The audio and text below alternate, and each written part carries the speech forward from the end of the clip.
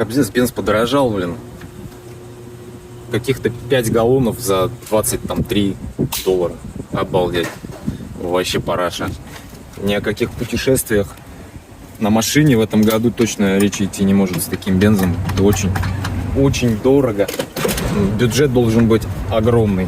Потому что когда я планировал какое-нибудь этим летом путешествие на машине, бенз был около 3, дешевле 3, там за 2,70 даже. А сейчас он подорожал практически, ну не в 2 раза, конечно, но почти в 2 раза даже бы сказал. Это до хрена. А моя машинка-то прожорливая. Вольвочка-то.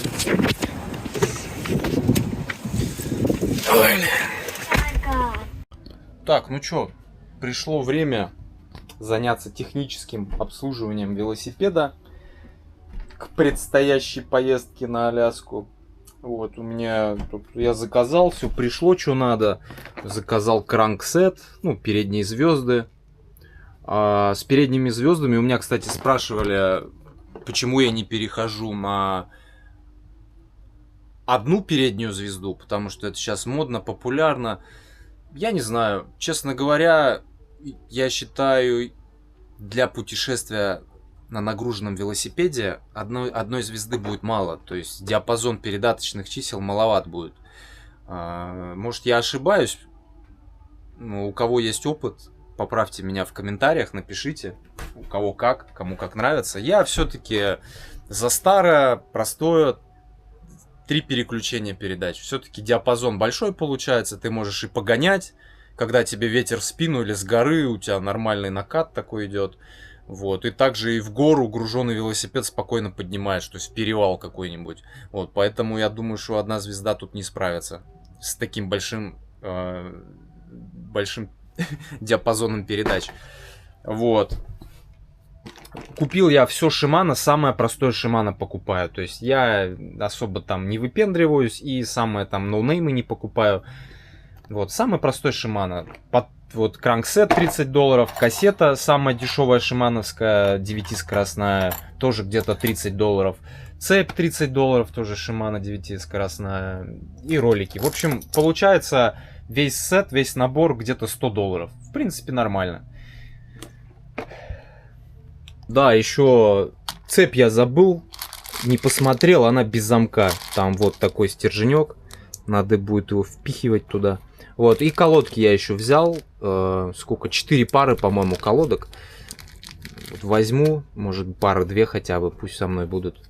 Колодки нужны, потому что у меня впереди на Аляске горы, там 2 перевала будут больших, 2 горные цепи, так скажем. 2 горных хребта. Вот уж колодки нужны. Попадал уже в Таджикистане, когда у меня колодками не запасся вовремя. Вот, а потом я в Таджикистане не мог найти. Вибрейков много, а вот дисковые именно колодки, их очень мало. Ну, не найдешь. Вот на базар в Таджикистане ты их не найдешь. Может, сейчас найдешь, не знаю, но тогда я не мог найти их. И так и ездил с плохими колодками. Там передними, по-моему, или задними только тормозил. Короче, ужас. И там у меня был инцидент. Я вот не знаю, наверное, не с колодками был связан. И я спускался с перевала. По-моему, он Анзоп назывался. Это уже перед самым Таджикистаном. Ой, перед самым Душанбе. В общем, не помню я уже. Давно это было. Уже 10 лет. 10 лет, да. И у меня не схватили тормоза. Видимо, они просто нагрелись. Я, короче, схватываю тормоз. Ну, зажимаю тормоз, а ничего не происходит. Просто ничего не происходит. И я уже, как бы, паники не было, а я со спуска еду. То есть там серпантинный спуск у меня уже, я после перевала. Паники как бы не было, я просто думал, что делать. Об стену сейчас тормозить, либо улетать в кювет, в обрыв. Но там обрыв, как бы. Я уже думал, сейчас буду об стену, скалу точнее, об скалу тормозить слева. Вот, я, ладно, такой выдохнул. У меня немножко время было подумать. Как бы там было расстояние еще до поворота самого. И я такой выдохнул и еще раз нажал на тормоз и схватило. Еле-еле я затормозил, остановился. Потом, наверное, полчаса я стоял, раздумывал. Ну, немножко в шоке от того, что произошло, потому что это реально опасно. И после каждой петли я потом останавливался. Тормоза просто тупо перегреваются, и там вообще ничего не схватывало. Поэтому я после каждой петли останавливался, и долгий спуск был у меня. Вот, поэтому с тормозами, особенно в горах, лучше не шутить. Лучше проверять постоянно, не перегревать их, обязательно следить. Там, даже если у тебя хорошие колодки, новые, все равно лучше, если много поворотов, такой вот серпантинная дорога, лучше остановиться и подождать, пока остынет сам ротор тормозной. Сейчас снимаем звезды передние. Цепь я уже снял. Все приржавело. Говорю, возле океана живешь, ездишь по берегу, все стальные части, они ржавеют. Резьба, там всякое такое. Сейчас.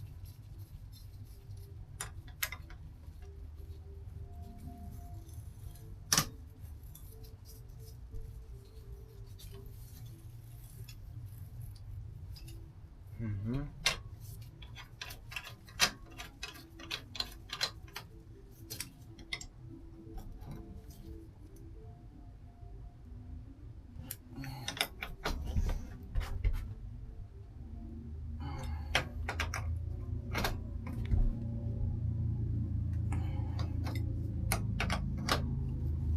Опа. Вот и все. По каретке, вот я не знаю, вроде бы нормальная она. Я хотел каретку заказать, а ее там что-то отменили. Типа на складе не нашли. Вот фиг его знает, что делать. Вроде нормальная, как бы не шумит, не люфтит. Вроде ничего. Обычно что-нибудь пойдет не по плану. Вначале надо было педали открутить. Сейчас тяжело педали откручивать. Хотя я их недавно закручивал, вот не могу открутить. Неудобно, тисков у меня нету. Псец, блин.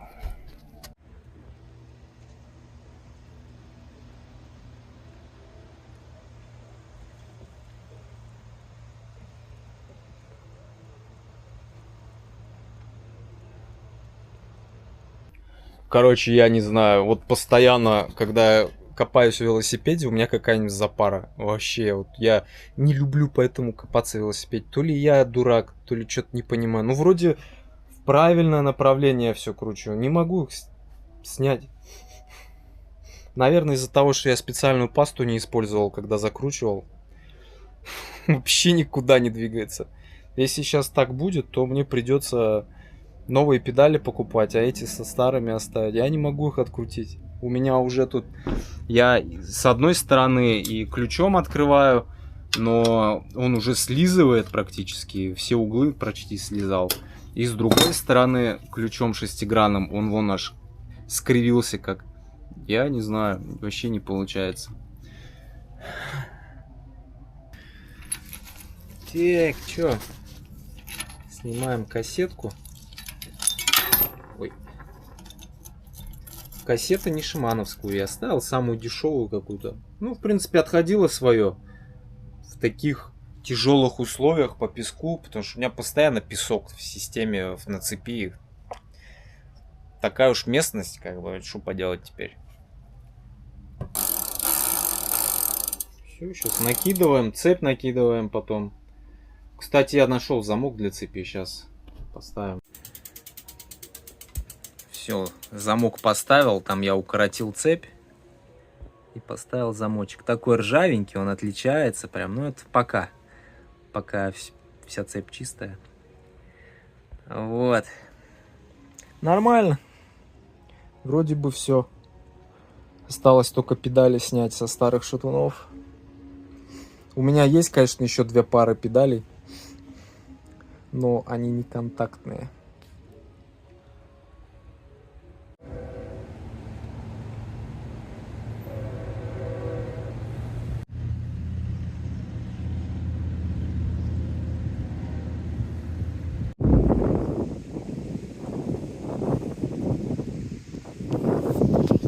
Кстати, по e-байкам сейчас во Флориде законы начинают. Ну, вообще в США новые законы по регистрации e-байков вводят. Вот.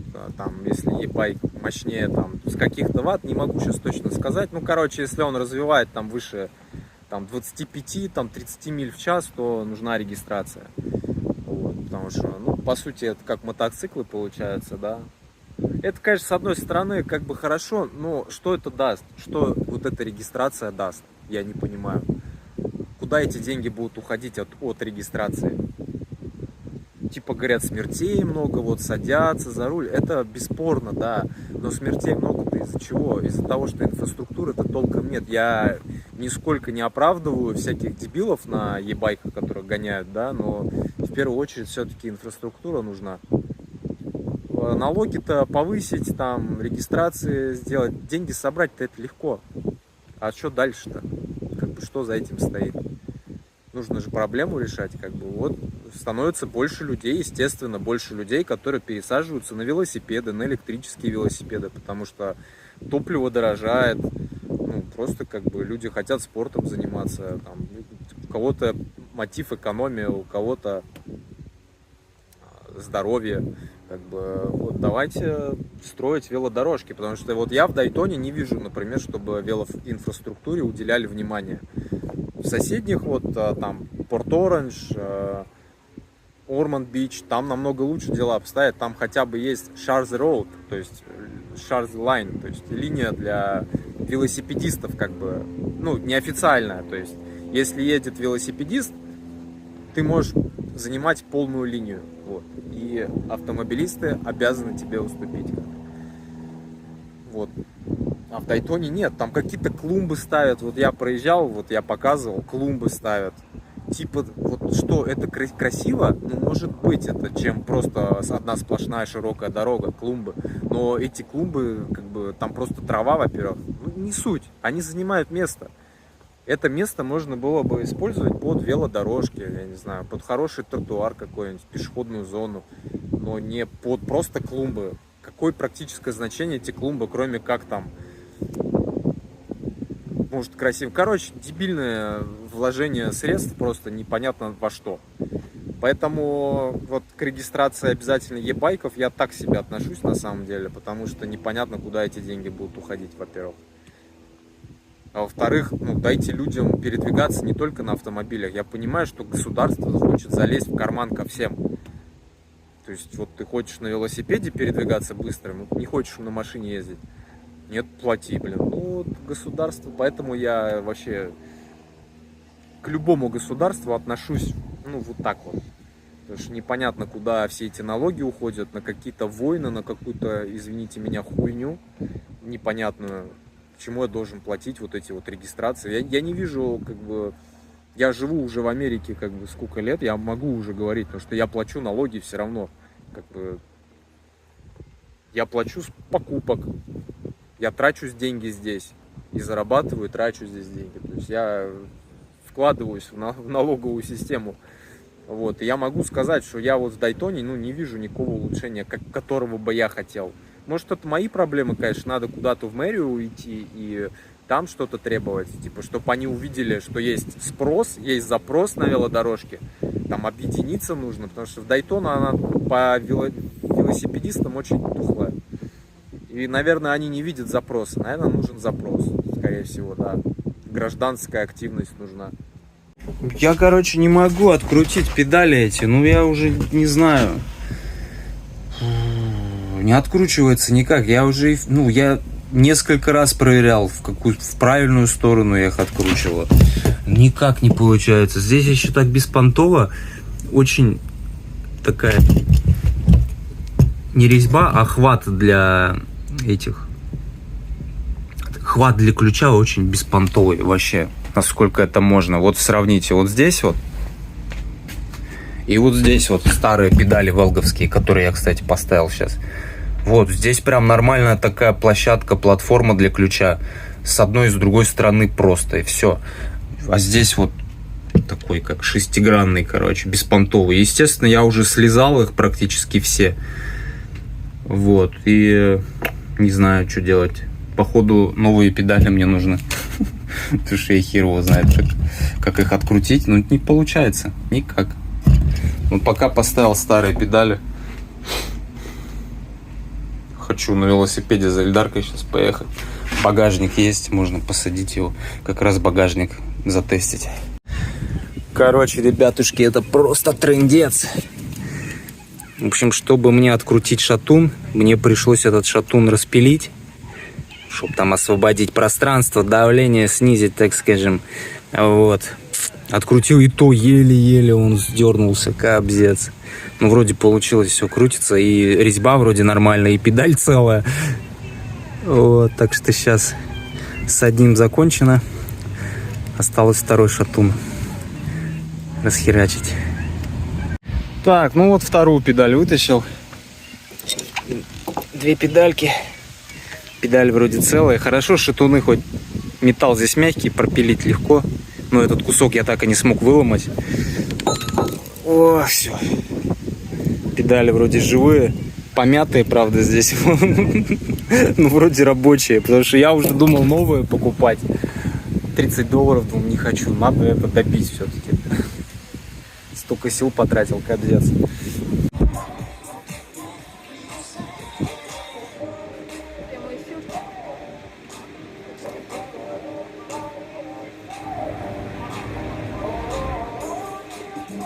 Что, хочешь еще попрыгать на рогаловке? Еще? Ну, желание еще есть попрыгать?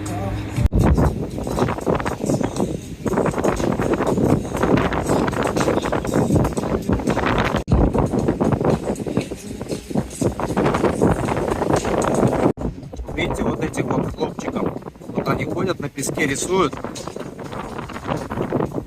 Вот здесь они написали свары. Я смотрю, думаю, блин, кириллицей же пишут. Свары. И мы загуглили, это Беларусь, это там недалеко от Бреста, рядом с украинской границей. Вот такие вот удивительные истории у нас тут найдете. Веселые. Разные люди у нас здесь гуляют, белорусы. Надо поболтать с ними. Так что если вы увидите, может эти ребята мой блог даже увидят. Ребята из Сморыни, привет.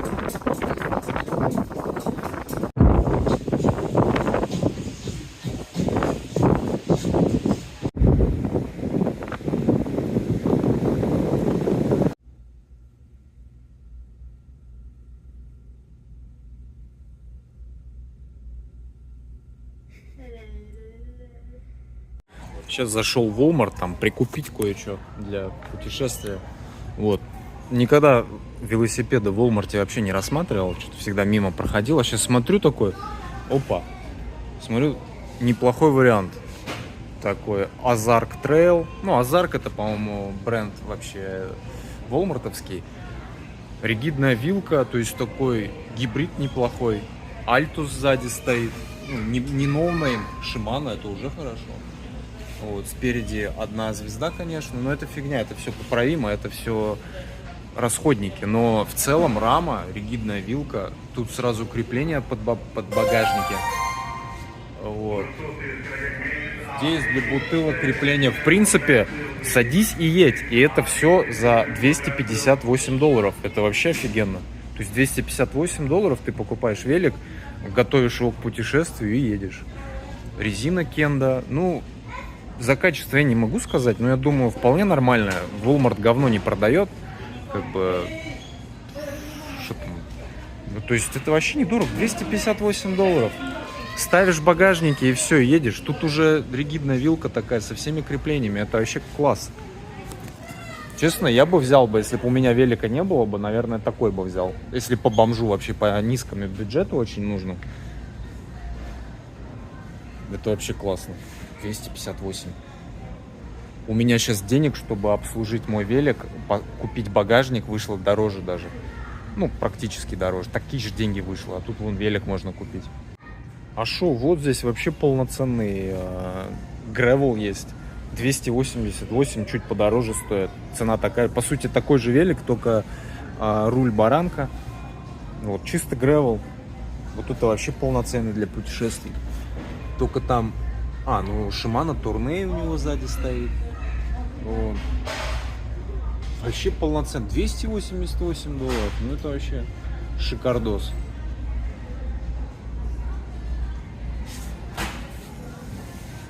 Да.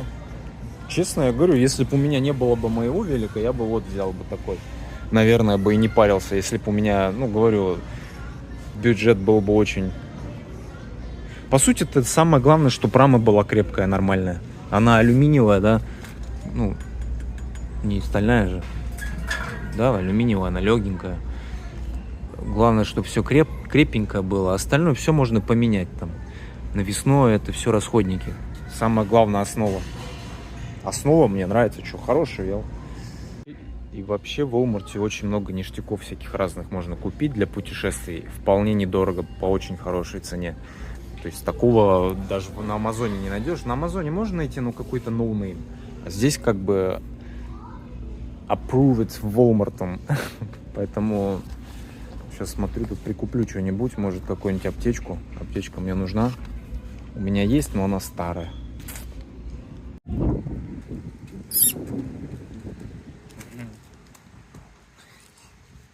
Вот она, жизнь. Маленькая яблонька.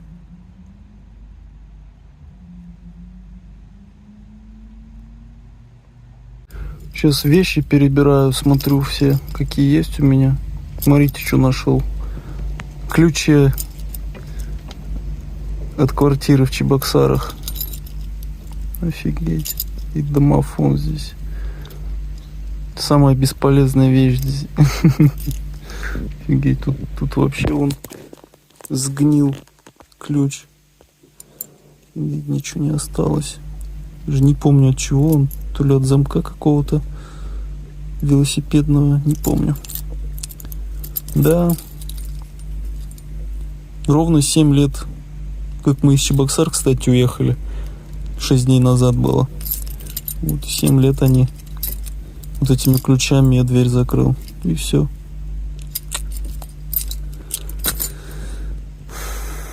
Здесь монетки всякие. Европейские там есть. Вот. Что это? Марокканская, наверное, что-то, да? Там всякие центы разные. Там польские, вот 2 цента есть. Рублик даже есть, офигеть. 2009 год.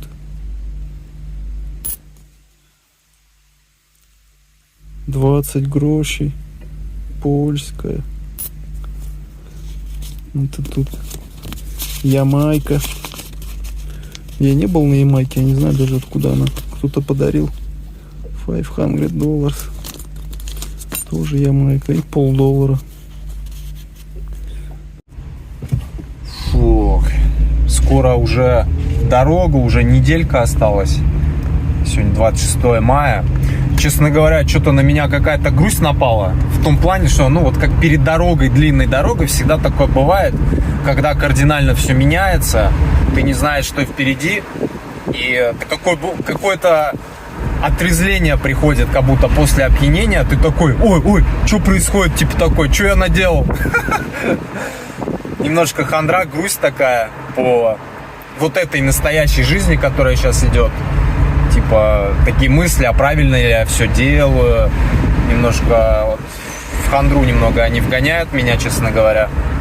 Но я знаю, что на это вестись не надо, потому что, ну, ничего хорошего от этого нет. Это просто грусть по старой жизни, к которой ты, в принципе, привык, которая, может, тебе и не нравится, но в самый ответственный и нужный момент начинает приходить такая непонятная грусть, которая может все обломать, все твое путешествие, например, да.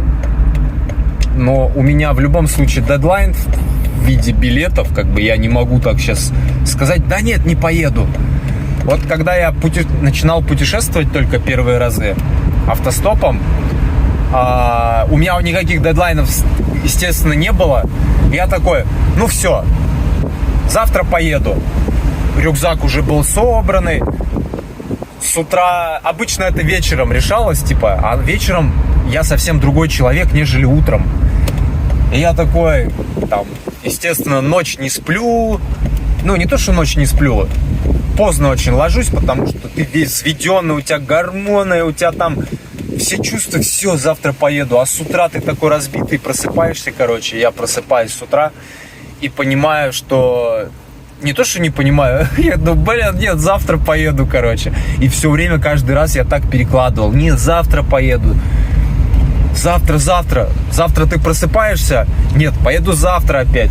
Потому что ты такой разбитый какой-то. Уже, во-первых, просыпаешься, потому что полночи не спал. Просыпаешься поздно. И думаешь, блин, сейчас куда я поеду? Уже жарко. Ну, лето было, это жарко. Куда поеду? Останусь. И вот мозг, он постоянно вот так вот обманывает. Поэтому лучше вообще ни о чем не думать. И у меня сейчас режим такой, ни о чем не думания. Я просто забиваю себе голову чем-то. Смотрю сериальчик. Кстати, расскажу про него. Я на новый сериал подсел. Я его уже почти досмотрел. Поэтому иногда важно отключать голову. Ну, я не имею в виду, что ни о чем не думать. Просто надо фильтровать, о чем думаешь. Иначе очень тяжело будет. У меня, слава богу, в этом плане есть, ну, как бы, им нужна еще здоровая доля пофигизма. А мне этого хватает. Как вам мое творчество-то? Ветчина с яйцами, с макаронами, с огурчиками и оливками. Не знаю, вот прям что-то захотелось вот так вот. Я вроде не беременный. Путешествие на носу, наверное. Хочется что-то такого ассорти. Организм требует. Я катаюсь на сноуборде. Вот, или на серфинге. Вот. Фух, ладно. Пойду прогуляюсь. По Марине похожу.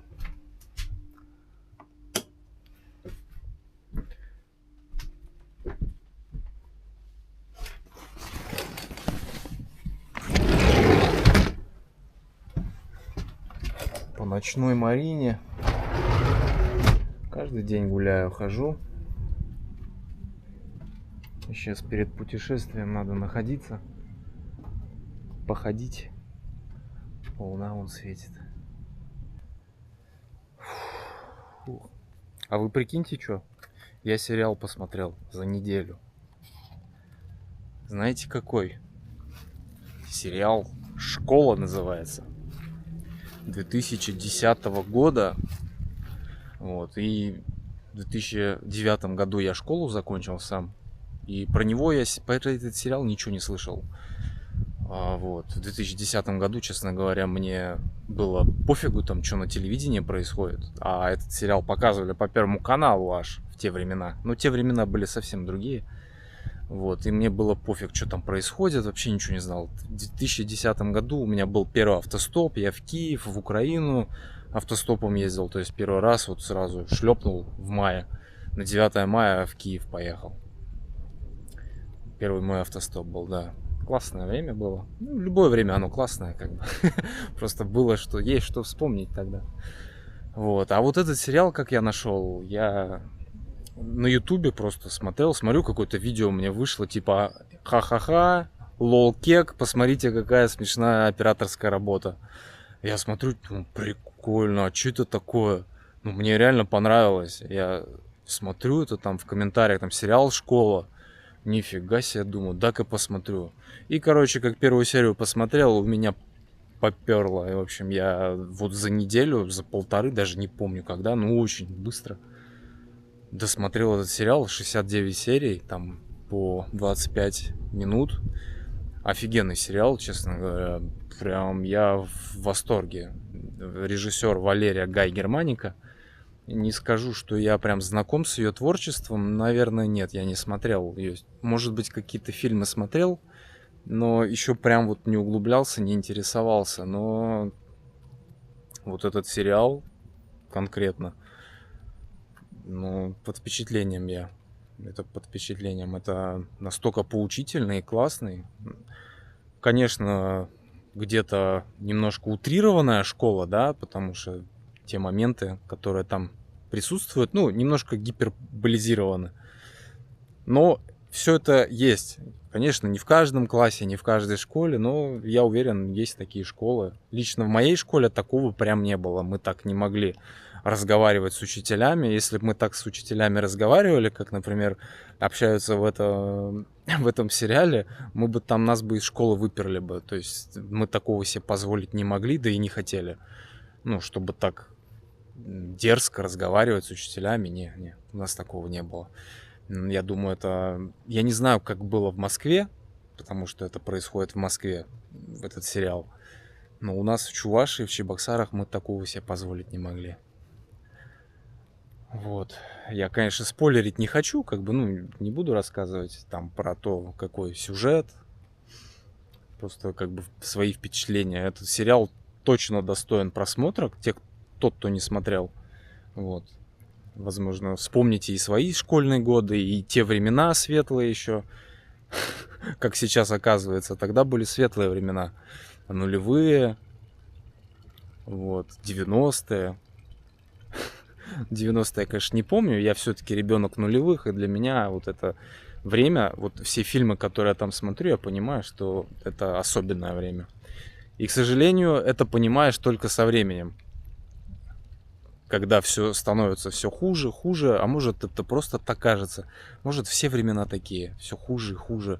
Но вот сейчас я особенно смотрю, я все равно же нахожусь в русскоязычном, в российском информационном пространстве. Иммиграция усиливается, ничего хорошего в принципе в России нету, все хуже и хуже становится во всех планах. И естественно, прошлое воспринимается как светлое что-то. Но, видите, все же относительно. Все относительно. Вот. Если бы сейчас были бы времена иные, наверное, и те времена бы сейчас вспоминались бы как, такое себе. Но в любом случае, там была моя юность, мое детство, моя юность. Молодость у меня сейчас. Я так считаю. Вот, и поэтому, какое бы время ни было, детство и юность, как бы тяжело ни было, они все равно вспоминаются какими-то счастливыми моментами. Вот. Просто все плохое забывается. Не знаю, как у других, но у меня вот так вот. Видите, как плавно я перешел от сериала к тем временам, потому что как-то ностальгия все равно, как ни крути, она появляется при просмотре таких сериалов. Вспоминается и школа, и все остальное, что там было. Но сериал очень крутой. Очень крутой, с печальным концом. Но этот печальный конец, он очень поучительный. Любить друг друга, хотя бы понимать, даже не любить, а надо понимать друг друга. Потому что жизнь — это вообще пыль. Все временно. И нужно наслаждаться каждым моментом и посмеяться над окружающими, относиться со снисхождением, потому что мы все разные. И в этой разности как раз и есть та самая вот суть. Это же здорово, познавать разность другого человека. Потому что каждый человек — это как отдельный фильм, как сериал. И нужно понимать и принимать это. И если так все будут делать, будет здорово на этом свете. Не относиться радикально к тому, что ты не понимаешь. Если ты этого не понимаешь, а может тебе немножко вникнуть в это надо, и ты поймешь, вау, как это классно. Потому что люди любят постоянно разграничать по принципу свой-чужой. Даже в музыкальном плане. Вот там рокеры, какие-нибудь рэперы, еще кто-то. Вот мы вот такие вот. А вы слушаете другую музыку, вы вот какие-то дебилы нехорошие. Вот. Но это же настолько все смешно. Может быть, для подросткового возраста, конечно, это нормально. Конечно, это я тут, дядька, хожу сейчас, нотациям учу. Подростку ему пофиг, что там. У него свои понятия. И мне самому это предстоит. У меня у самого дети растут. Мальчик и девочка. Как бы понимаешь, что да, жизнь, она страшная вещь. Вот когда ты смотришь на такие сериалы,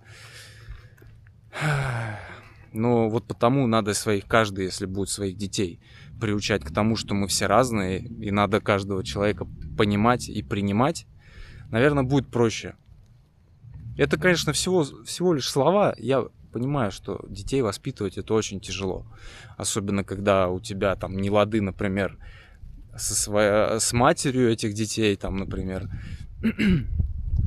не все в порядке в семье, там, честно, и не до воспитания детей вот это все идет, но нужно все-таки стараться, несмотря ни на что, отношения как бы отца и матери, это все-таки должны быть в стороне от воспитания детей. И нужно оставить силы именно на то, чтобы передать все хорошее своим детям.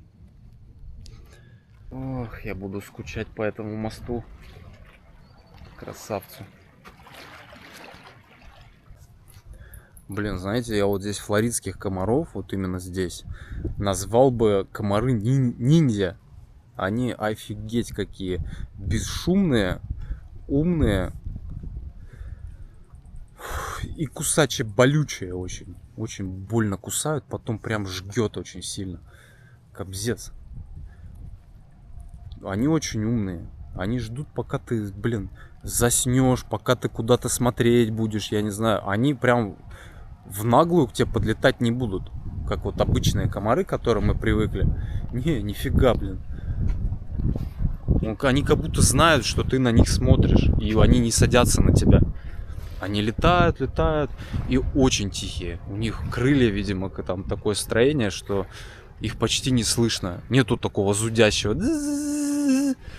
Вот только когда возле уха вот слышишь, а вот там в метре, например, в тишине вообще не слышишь. Чудеса просто. Их немного, их мало, но если они есть, они тебя так задрочат, что ты охренеешь просто. Хер их поймаешь. Вот в ночи вот так с фонариком проснешься, так, жух, где, чё, блин? Все, он спрячется где-то, он где-то сидит. Только выключишь, опять начнешь засыпать. Он опять как пикирующий бомбардировщик куда-то садится, быстро кусает. Ты такой, почувствовал, что где-то укусило. Хрящ, как, блин, проснулся. Опять он куда-то улетел и спрятался. И так до бесконечности он может тебя кусать. Ужас, короче. Ужас. Даже не знаешь, что лучше. Обычные комары, но в большом количестве. Либо вот мало, но таких, блин, я не знаю. Это реально тяжело. Да, еще про сериал «Школа» хочу выделить именно вот режиссура. Классная режиссура, сценарий, подбор актеров очень крутой. Там, прикиньте, вот 9-классников играют актеры за 20 лет, которым там 21, там кому-то 25, офигеть. А на самом деле им практически веришь. Ну, наверное, не за 9-классников, скорее, за 11-классников, да, сойдут. 9-классники все-таки слишком мелкие вообще. Ну, не суть, короче, подбор актеров там реально очень крутой. Как бы ты им веришь всем. Сценарий классный и, конечно же, операторская работа. Это просто гениально, я считаю. Операторская работа необычная, такая подача очень интересная. Местами, конечно, она, да, такая смешная, актерская, но мне кажется, это такие фишки, благодаря которым как раз этот сериал и стал для многих знаменит. Потому что операторская работа очень классная. Ну, собственно, я этот сериал так и нашел, потому что кто-то посмеялся над этой операторской работой, а мне очень понравилось.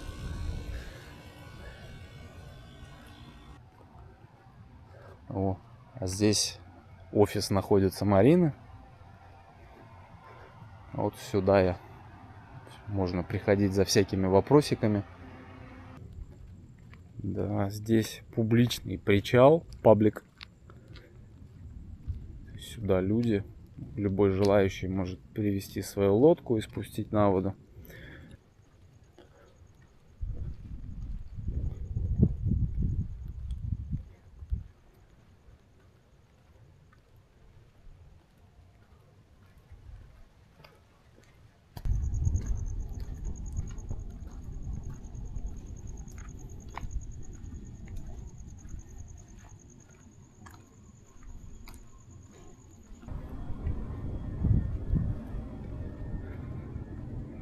Здесь вот прогулочный катамаранчик находится, паркуется, по речке ходит, возит туристов. Вот такой старенький, Lady Dolphin называется, в Дейтоне. А тут знаменитый, я бы даже, ну да, сказал бы знаменитый кафе-бар такой, Мама Фуфу называется. Довольно популярный, сюда много людей. Я тут ни разу не был, кстати. Ну, как-то неохота что-то. Когда рядом живешь с этим, не хочется даже ходить. Сейчас тут никого нет. Ну, время-то уже позднее.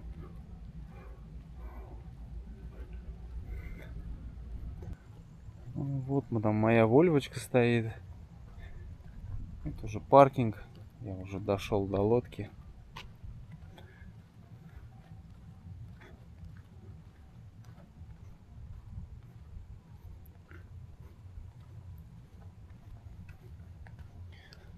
Лодочка моя. Все равно люблю это место. Как ни крути, столько здесь прожил. Буду по нему скучать. По этому дайтоновскому спокойствию здесь в ночное время. По этим ночным погулянкам.